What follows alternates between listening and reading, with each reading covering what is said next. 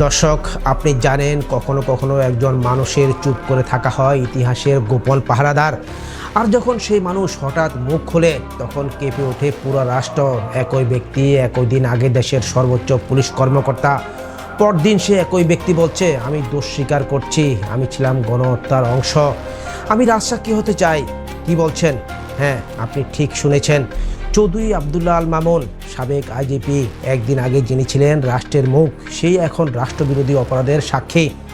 কিন্তু এই মুখ খুলে যাওয়ার মানে কি শুধু ব্যক্তিগত অপরাধ স্বীকার, নাকি এর আড়ালে লুকিয়ে আছে আরও বড় কোনো নাম? দর্শক, এই ভিডিওটা আপনি শেষ পর্যন্ত কেন দেখবেন? কারণ আপনি জানতে পারবেন কিভাবে একদিনে বদলে গেল এক সাবেক আইজিপির পরিচয়। কি বললেন তিনি, যা শুনে কেঁপে উঠল ট্রাইব্যুনাল। কেন শুধু মামুনকে নয়, টার্গেট করা হচ্ছে আরও দুই হাই প্রোফাইল রাজনৈতিক ব্যক্তিত্বকে। এবং ভিডিওর একবারে শেষে এমন এক তথ্য পাবেন যা আপনাকে নতুন এক প্রশ্নের মুখে দাঁড় করাবে। এই নাটক কি পরিকল্পিত ছিল, নাকি এটি শুরু এক ভাঙ্গনের?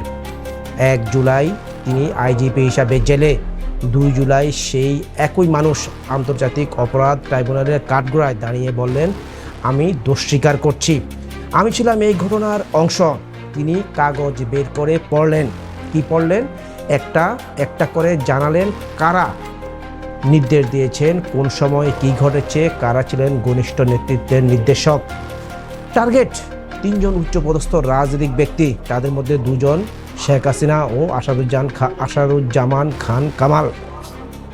তাদের নাম মুখে না এনেও যেন স্পষ্ট হয়ে উঠল এই সাক্ষ্যের ফলাফল কোথায় গিয়ে থামতে পারে। দর্শক, তবু মামুন এখন ভাগ্যবান। কেন? কারণ তিনি রাজসাক্ষী হওয়ায় তিনি এক ধরনের দণ্ডমুক্তি বা লঘু সাজা পেতে পারেন। তিনি এখন আছেন আলাদা সেলে, নিরাপত্তা দেওয়া হয়েছে, তার আবেদন মঞ্জুর করেছে ট্রাইব্যুনাল।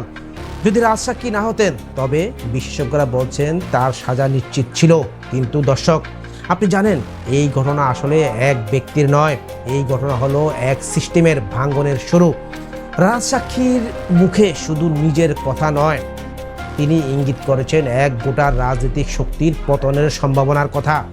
যারা এখন পালিয়ে বেড়াচ্ছেন, কেউ দিল্লিতে, কেউ কলকাতায়, তাদের বিরুদ্ধে কি এবার সত্যিই শুরু হবে বিচার, নাকি এও একটা বড় নাটক, কারো সাজানো, কার লেখা চিত্রনাট্য? দর্শক, ভিডিওর শুরুতে একটা চমকের কথা বলেছিলাম। দর্শক, আপনি জানেন কি এই মামলার মূল সাক্ষী ছিলেন না মামুন? মূল পরিকল্পনায় ছিল তাকে প্রধান অভিযুক্ত করা, কিন্তু পর্দার আড়াল থেকে কেউ একজন তার সঙ্গে গোপন চুক্তি করেছে, যার বিনিময়ে সে এখন রাজসাক্ষী। প্রশ্ন হলো, কে এই ব্যক্তি, কে আসল মাস্টারমাইন্ড, আর কেন এখনই মামুনকে দিয়ে মুখ ফোরানো হলো? এই গল্প এখন কেবল শুরু, আর পরবর্তী অধ্যায়ের হয়তো নাম উঠে আসবে সেই সব নেতার যাদের অদৃশ্য বলে মনে করা হতো।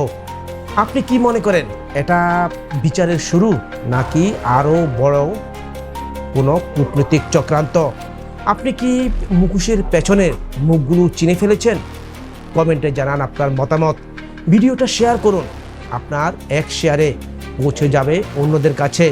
চ্যানেলটি ফলো বা সাবস্ক্রাইব করে আমাদের পাশে থাকুন, কারণ সামনে আসছে আরও বড় উন্মোচন। ভালো থাকুন, নিরাপদ থাকুন, সত্যের সাথে থাকুন। আজ এ পর্যন্তই, ধন্যবাদ।